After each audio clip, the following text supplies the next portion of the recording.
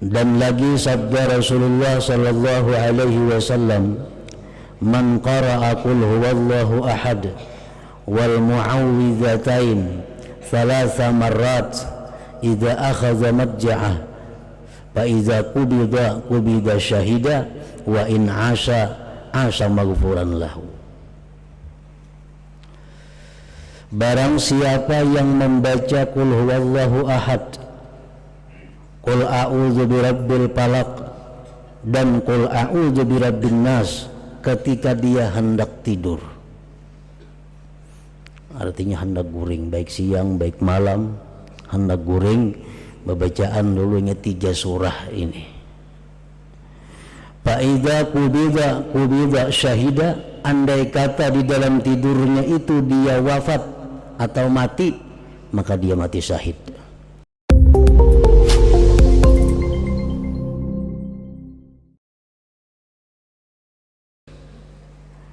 Dari surah-surah Al-Quran, suratul Falaq, yaitu surat yang bernama Al-Falaq, yang diawali dengan qul a'udzu birabbil falaq. Makiyatun wa fi qaulin madaniyatun.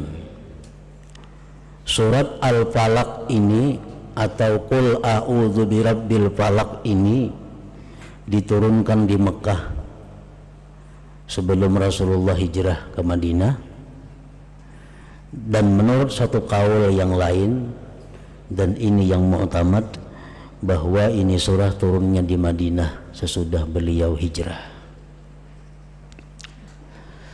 Wa ayatuha khamsun, dan ayat-ayatnya ini surah sebanyak 5 ayat.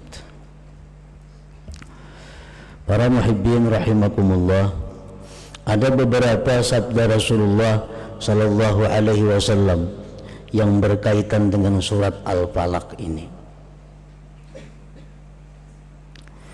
Sebagaimana kita mengetahui bahwa sebelum surat Al-Falaq ini adalah surat Al-Ikhlas atau qul huwallahu ahad, dan yang terakhir adalah surat An-Nas atau qul a'udzu birabbin nas. Jadi ini merupakan satu surah daripada rangkaian 3 surah yang sangat banyak fadilat dan keutamaannya. Sebagaimana Rasulullah SAW bersabda li ba'di ashabi, iqra qul huwallahu ahad wal mu'awwidhatain thalathan yakfika min kulli syai'. Ujar Nabi kita kepada sebagian sahabat beliau yang ada pada waktu itu, Iqra, bacalah qul huwallahu ahad sampai habis, kemudian qul a'udzu birabbil falaq sampai habis, dan qul a'udzu birabbin nas sampai habis juga 3 kali. Yakfika min kulli syai', mencukupkan dia akan engkau dari tiap-tiap sesuatu. Maksudnya tiap-tiap sesuatu yang kita takutkan, yang kita khawatirkan. Andai kata kita ada mengkhawatirkan sesuatu yang akan terjadi,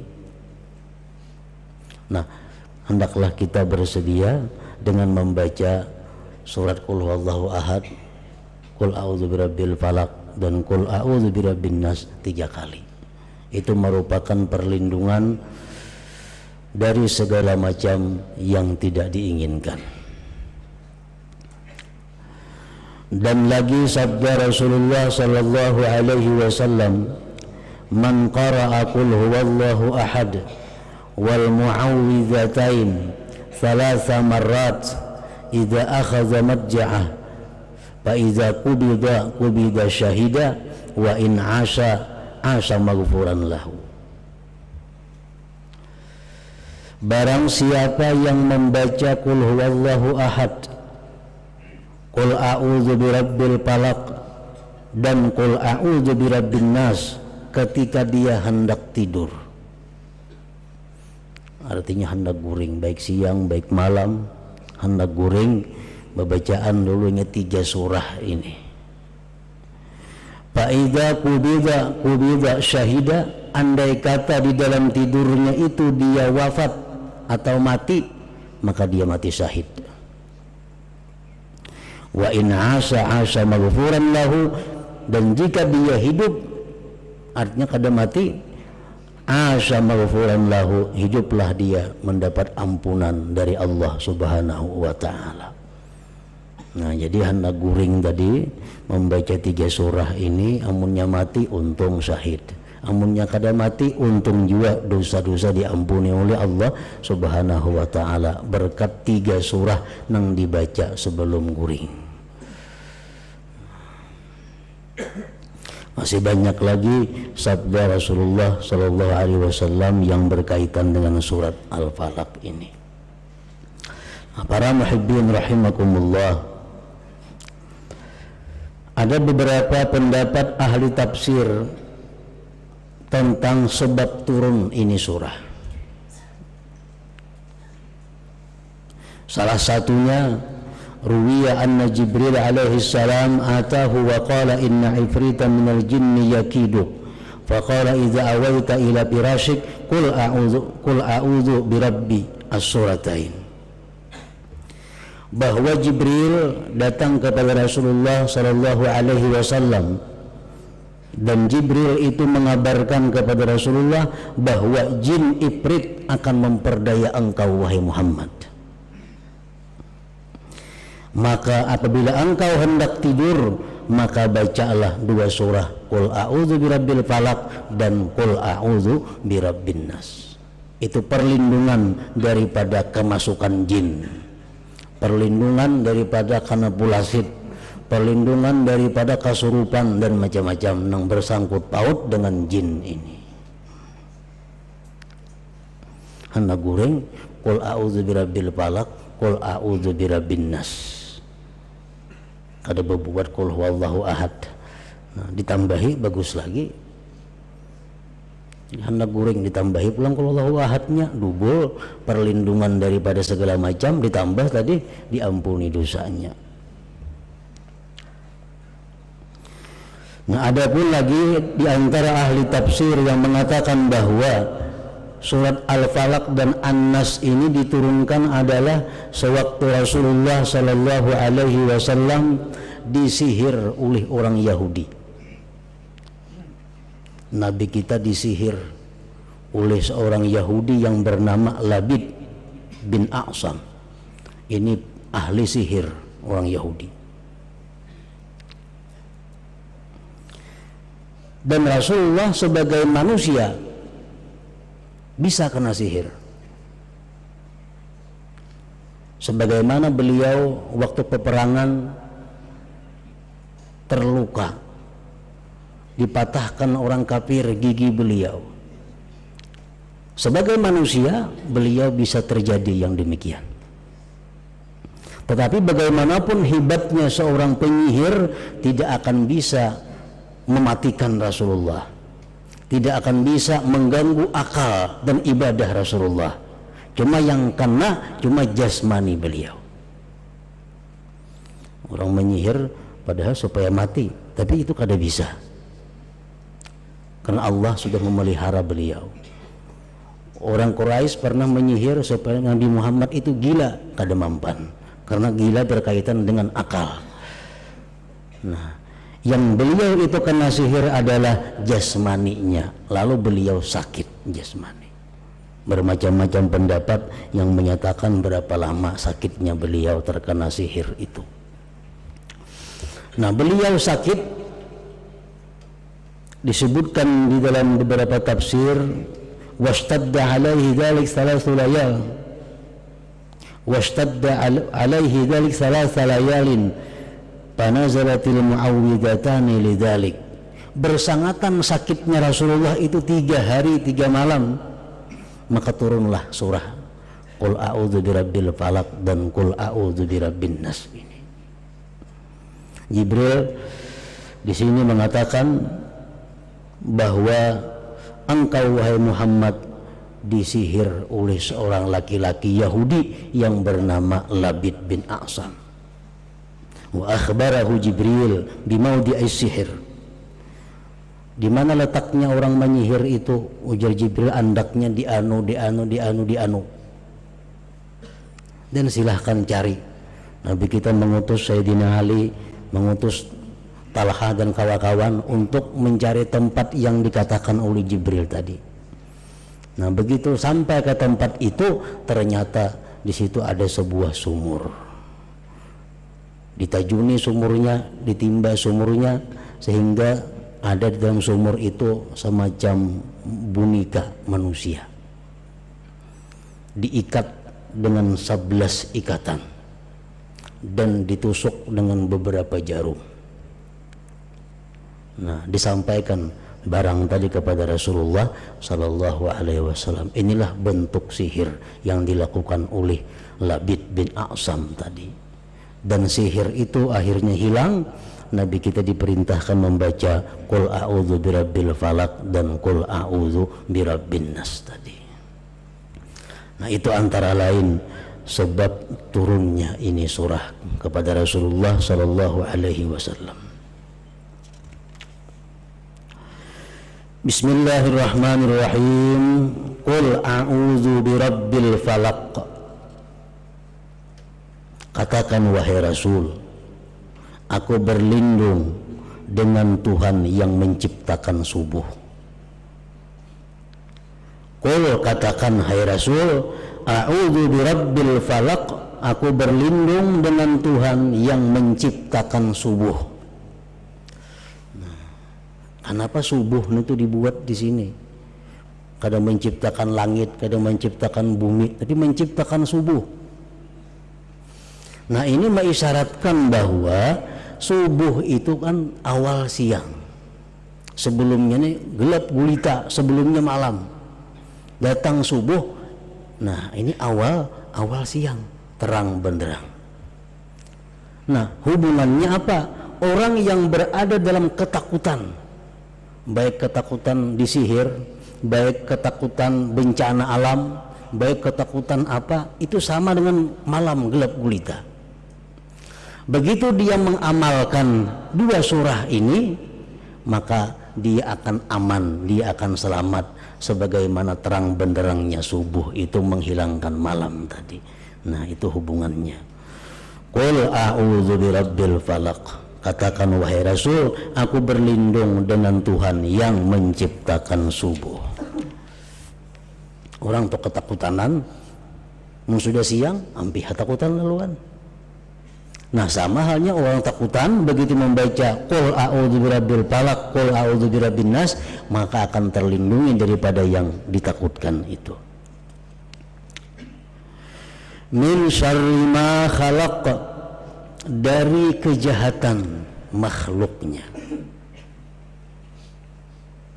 Umum, dari kejahatan makhluk, kejahatan binatang, kejahatan jin, kejahatan apapun.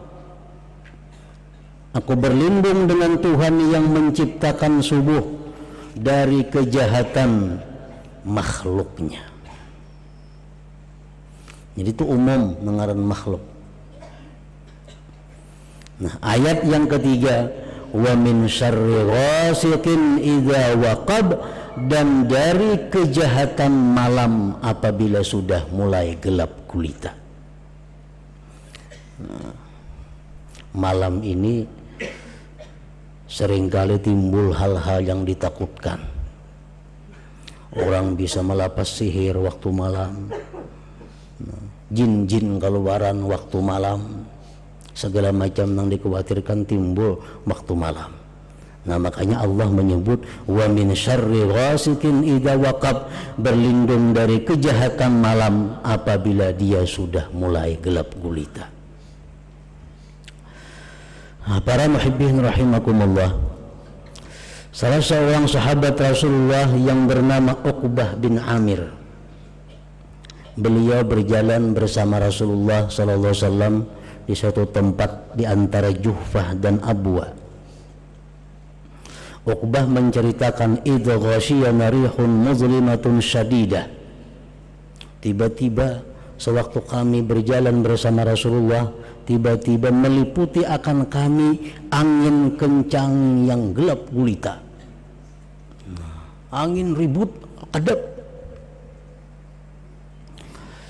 Faja'ala Rasulullah sallallahu alaihi wasallam yata'awwadhu bi'a'udzu birabbil falaq wa a'udzu birabbin nas. Maka Rasulullah berlindung dengan dua surah ini kepada Allah, a'udzu birabbil falaq, qul a'udzu birabbin nas. Wa yaqul, berkata Rasulullah, ya Uqbah, wahai Uqbah, ta'awwadz bihima, berlindunglah engkau dengan dua surah tadi. Nah, jadi di sini artinya qul a'udzu birabbil falaq dan qul a'udzu birabbin nas ini baik dibaca sebagai perlindungan daripada makhluk Allah secara umum, dan terutama di sini disebutkan adalah seperti angin ribut dan macam-macam itu.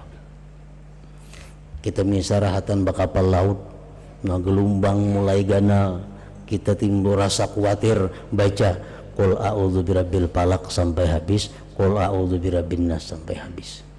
Kita naik pesawat, di pesawat cuaca buruk, pesawat pina beguyang, nah baca qul a'udzu birabbil falaq, qul a'udzu birabbin nas. Itu perlindungan yang paling baik yang diberikan Allah Subhanahu wa taala kepada manusia.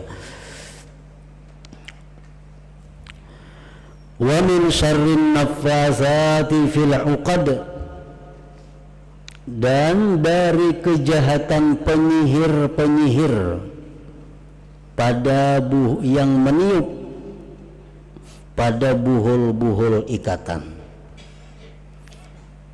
Nah, jadi yang terjadi pada Rasulullah SAW adalah bunika, dijaratnya bunika itu 11 jaratan, diikatnya sekali, diikatnya pun di atas 2 kali sampai 11 ikatan.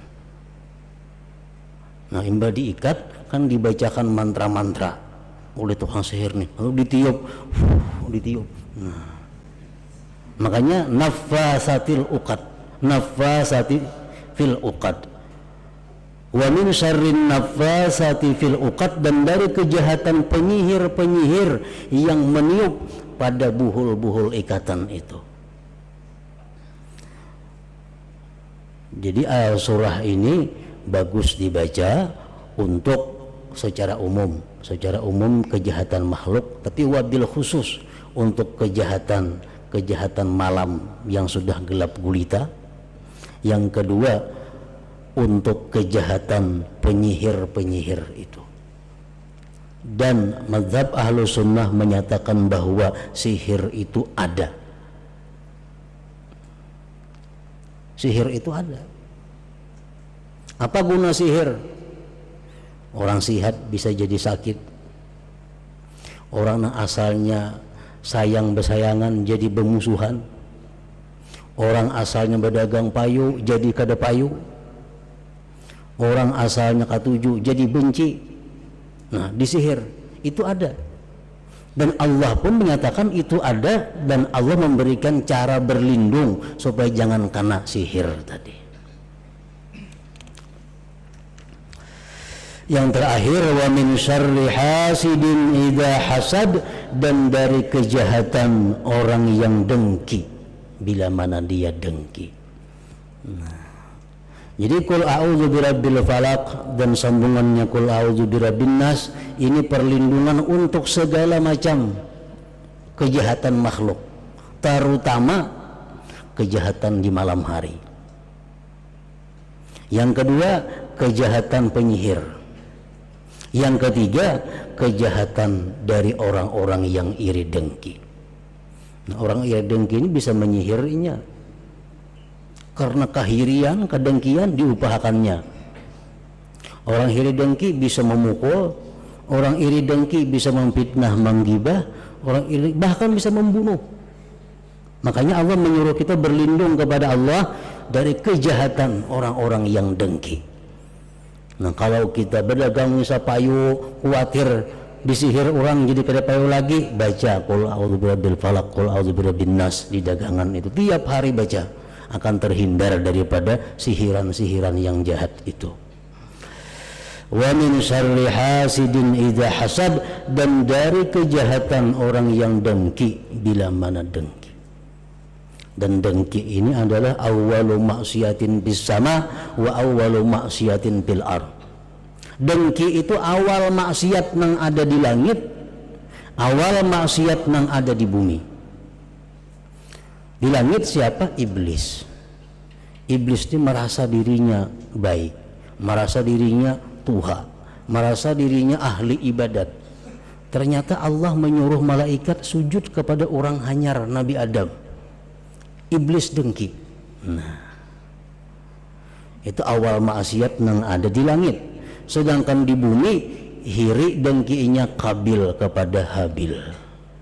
Nah, Qabil dapat bini orang dunia, sedangkan Habil dapat bini orang surga. Lalu nang kakak ini dengki, akhirnya apa? Membunuh. Nah, itu kejahatan orang yang dengki. Oleh karena itu Allah Subhanahu wa taala menyuruh kita berlindung wa min syarri hasidin idza hasad, dan dari kejahatan orang yang dengki apabila dia dengki.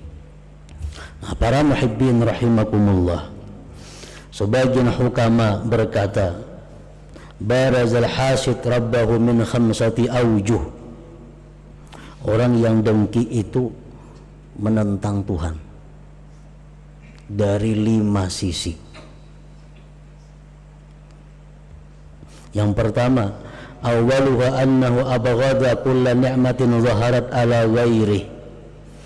Pertama, orang dengki itu membenci tiap-tiap nikmat yang timbul atas orang lain.